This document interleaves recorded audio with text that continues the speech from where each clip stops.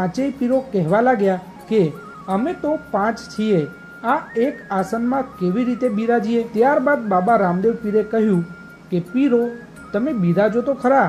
પછી પાંચેય પીરો વારાફરતી આસન પર બેસતા ગયા. જેમ જેમ પીરો બેસવા લાગ્યા તેમ તેમ આસન વધવા લાગ્યું. પાંચેય પીરોના આસન ગ્રહણ કર્યા પછી પણ એક વ્યક્તિ બેસી શકે તેટલી આસનમાં જગ્યા વધી. આ જોઈને પીરોને નવાઈ લાગી. પાંચેય પીરો જાણી જોઈને તેમના જમવાના વાસણ મક્કા મદીનામાં જ છોડીને આવ્યા હતા. પછી પીરોએ બાબા રામદેવને કહ્યું કે અમે અમારા જમવાના વાસણ મક્કા મદીનામાં જ છોડીને આવ્યા છીએ અને અમે તે જ વાસણમાં જમીએ છીએ.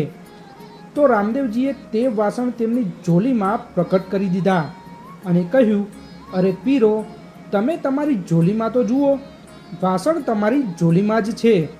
પીરોએ તેમની